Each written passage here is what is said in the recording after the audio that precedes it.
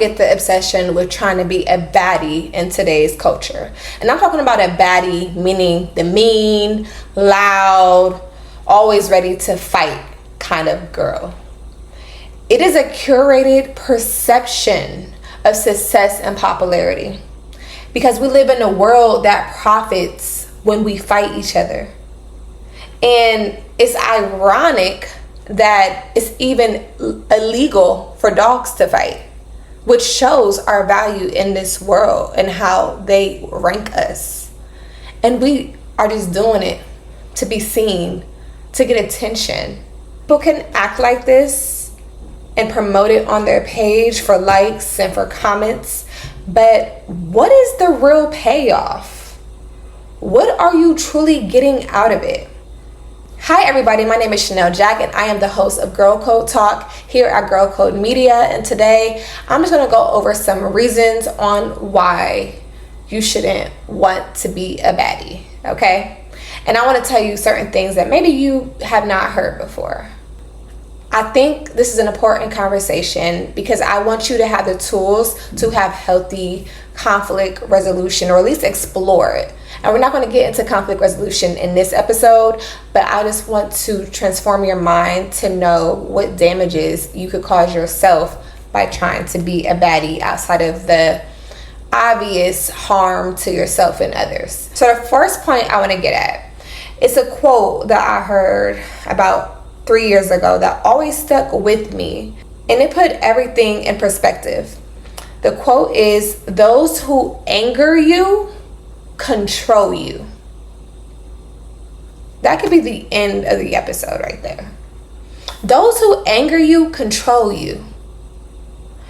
I remember getting so upset over what people had to say about me because I always seemed to be so misunderstood. So anytime that I felt misunderstood, it like hurt me to the core. And I remember one of my mentors saying, "Chanel, why are you giving them so much power over you?" And I didn't get what that meant, but the fact that your whole day could be bothered by this person, your whole day is frustrated by one person or one thing they said, it changes your whole, like how you move for the day. Sometimes it's not even in a day for some people. Sometimes it's weeks. The fact that you could go from 0 to 100 real quick, but based off of one person or a couple people, why are you giving them power? What power do they have over you? Yeah, they said you were ugly. So what? Yeah, they said you don't have no money. So what?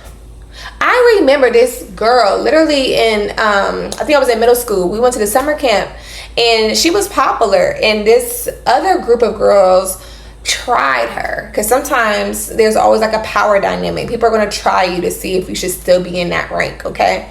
And this girl who was older, she, I guess, tried to gossip about her, like did like a little jealous comment, like she thinks she all that, or it was something like that along those lines. Now I remember sitting with her and these girls came to her and was like, "Oh, so-and-so said this about you. She said this and this and this and this and this." And I would never forget this moment. When she looked at them and ate her chips, she said, So what? Their jaw hit the floor. They were not expecting her to take it like that. Everybody thought she was going to feed into it. I mean, even I was surprised. But it was so powerful. It left them with nothing to say. She low-key showed that girl that girl was beneath her in that moment. You don't get a rise out of me. You don't even mean that much to me in my life for me to even go there with you. Yes, we could go there with people. Yes, we could be as mean as them just to show the world that, hey, I could do it too. But the true strength is when you don't say nothing. It's when you take your power back and you don't give it away. That's where the true strength comes. That's where the true boss comes out. That's what separates a baddie from a boss. Bosses have something to lose, where a baddie don't have nothing to lose. You act different. The behavior is different. Do you want to be a baddie, quote unquote, or you want to be a boss? That brings me to my next thing. When you are a crash out, it's going to be hard for you to make money, sis. Like, I'm trying to come up with, like, I'm trying to tell you guys real tips that's going to affect you, that you actually probably would care about. And this is what I tell my girls in the Girl Code program. You will lose out on money. You're going to lose out on a bag just because so-and-so said something, just because he did this and he cheated on who. You losing out on a bag. And nobody wants to work with anybody that's rude, disrespectful, can't communicate, lacks emotional intelligence. Yes, you may be thinking the girls on the show, they getting money, right? But normally you have to build your whole life around that industry, because for the most part, it's going to be hard for anybody to take you serious outside of it. So that puts a cap on your money. And then it's almost like you have to become a slave in that industry, because you have to continue to be relevant, because they're always ready to try another person out. You're replaceable. So yes, you might think they're getting money, but at the end of the day, they're low-key signing to, it's like signing death row, because you gotta low-key stay in there. Like, once that's your life, you're gonna have to be in the entertainment industry for it to make sense. Because one, now you're too popular. Now everybody's going to see. It's so many things that go with it. But for the most part, if you pay attention, people who are in the entertainment industry and act that way, they normally have to stay that way. And there are very beautiful stories of people who actually changed their whole life around. And that change was so public that everybody got to see it and they were rooting for them. So again, this is not like impossible, but I'm just giving you the general scope of things. Perception is everything. And not only will you not be enjoyable to work with, or people are going to think and perceive you as not being enjoyable to work with, being a crash out, but what brand, if we're talking about like opportunities, what brand will give you a brand deal when you act a certain way, when you're mistreating people, when you don't, again, have emotional intelligence? Because why would they want you to represent their company, even on a 9-to-5 level, if you are not even a good representation of yourself? The next thing is you will lose out on healthy relationships. I coached a girl before who actually understood the harm in watching baddies and like all these shows that promote conflict and division. And she actually stood up for healthier television shows. However, it was still a guilty pleasure to watch that kind of show.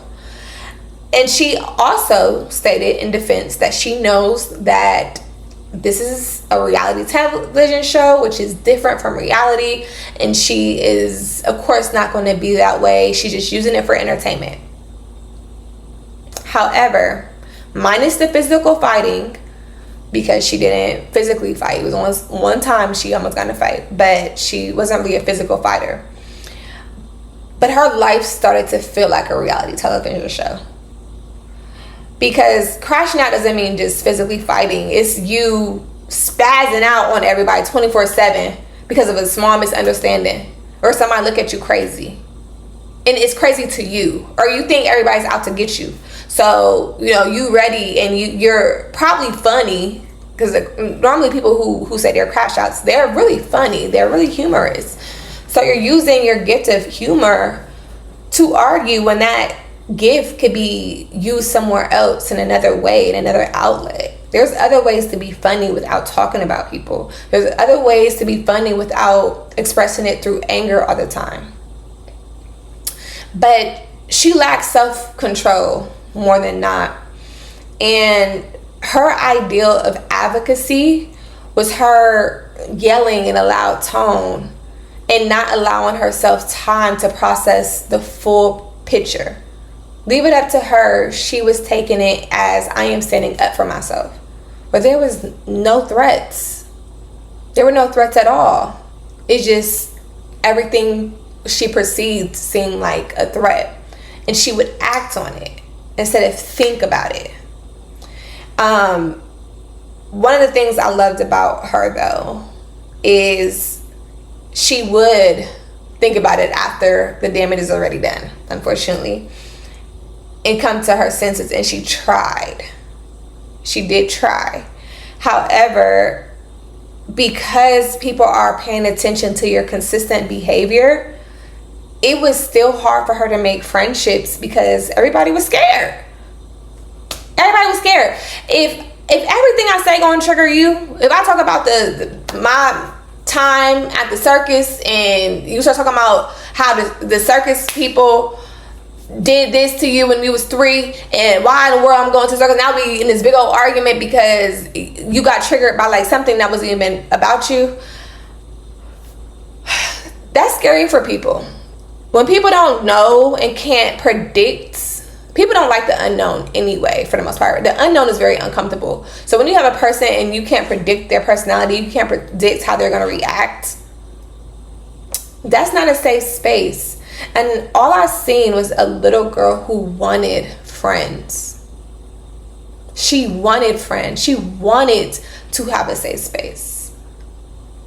However, the safe spaces that were offered to her, she was bringing chaos to. And it was just a cycle, a cycle, a cycle, a cycle. Harvard studies show that success does not come from money, status, or career achievements. It comes from the quality of your relationships. They say people who are more socially connected are happier, healthier, and they live longer. Loneliness is as damaging to your health as smoking and alcoholism. This is why conflict resolution is so important, y'all, because it's a direct reflection of the sustainability of your friendships. You can address an issue with love. You can address an issue with respect. Matter of fact, that should be one of your girl codes. You don't have to get your lick back. Sis, chill. Just bring it back. Don't let them have control over you. You want to be in community. Practice healthy conflict resolution if you can. The next point is somebody is always watching you. So this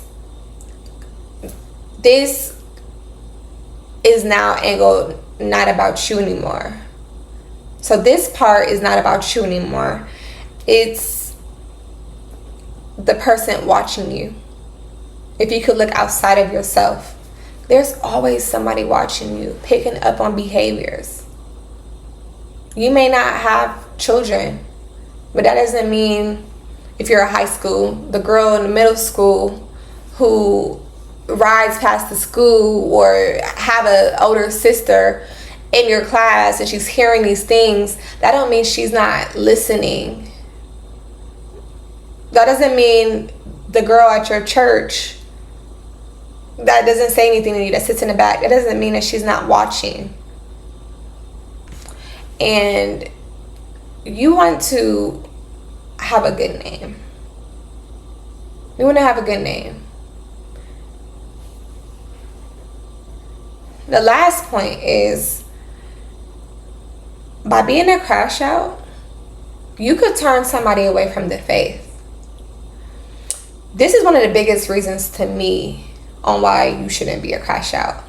People base God's love for them based on the love they receive from human beings like yourself. The Bible explicitly states in John 13, verse 34 through 35, "A new command I give you, Love one another as I have loved you, so you must love one another. By this, everyone will know that you are my disciples if you love one another. That is not a suggestion, that is a command from Jesus himself too. How can you love him but hate his people? How can you love him and not treat his people well? Even if you think that they don't deserve to be treated well. We don't deserve his forgiveness. We don't deserve his love, his grace, his mercy. But that's how he loved us. And we are made in his image. We're supposed to be light bearers. So why would you allow somebody to take you out your element? I have seen people come to God based on how I treated them, how I forgave them when they did not deserve forgiveness. I have seen people who have mistreated me wonder, literally be confused that I didn't snap back. It shows them God is ministry because you're walking like him or trying to walk like him.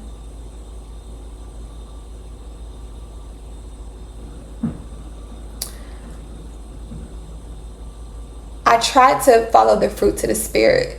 And in this crash out episode, I want you guys to meditate on self-control, which is one of the few fruits. You also need the other ones. But self-control, I feel like is lacking for a lot of people right now. And I get it. Times is hard. Emotions are high. But having the fruits of the Spirit in general proves that you have the Holy Spirit in you. The Bible said you can judge people by their fruits. You can know them by their fruits. What fruits do you have? I am always trying to grow in my fruits. But me reacting in a positive way to people I should have slapped, it showed that it was something bigger in me, something more pure in me. Because the flesh would have reacted totally different. They didn't even expect themselves to be treated the way they were treated based on how they did me. But it wasn't me. It was the God in me. Galatians 5:22 through 23 says, but the fruit of the Spirit is love, joy, peace, forbearance. Sorry, y'all, I cannot talk today. Kindness, goodness, faithfulness, gentleness, and self-control. So the journal prompt today is write down all those fruits of the Spirit and write each definition down so you can know exactly what each fruit means. So look up the definition of patience. Look at the definition of self-control and highlight the ones that you feel like you don't have yet. Or even what area you could do better in. Because maybe you're patient in one area, but in another area, you're not that patient. Or maybe you're patient with her, but for him, you don't have patience. Or it could be vice versa. You have patience for him, but you don't have patience for your friends. Okay?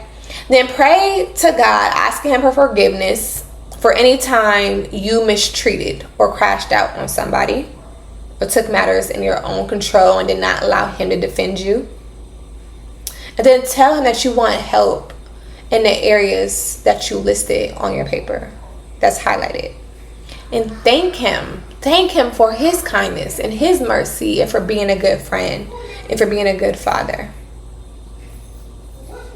Ask him to send you the Holy Spirit to help guide you in truth and love. Then journal weekly about your improvements or setbacks that you may have in your journey. This will help you create success plans. Because if you can identify where you lack patience, you could create a plan. Then ask God to send you the Holy Spirit or a fresh outpouring of the Holy Spirit so he could guide you in truth and love and help you with dealing with God's children, especially during conflicts. You can start journaling weekly about where you see improvements, where you see setbacks. Because if you can identify your triggers and what's causing you to maybe have less patience one day and maybe you have more patience during a certain time of the week, it could help you create success plans. There's something called cycle syncing, and that's something that I learned 3 weeks ago on a retreat, and I heard it again at another conference. And it's when you track the time of the month where your period is about to start. There's different phases, and you could figure out, are you moody during this time? After your period, you might be more energized and ready to go. So there's 4 phases. So you can start looking at that and seeing if that has something to do, because as women, we have hormonal changes. So things may happen that you could look at that's external and internal, that we could look at to see what can happen, and you could plan your days around that. Maybe you don't want to take a meeting during this time because you know your patience is low. Maybe you could reschedule it next week. So start journaling the process of measuring the fruit of the spirits. And put in the comments how the journal prompt went, how you felt, what you learned, and if you see improvements or what areas you need help on. We will try our best to help you in this journey. The girl code of the day is choose peace over drama. Please subscribe if you have not already subscribed, and we hope to see you guys on the next episode. Make sure to share with your friends and your loved ones if this episode resonated with you. I will talk to you guys soon. Bye.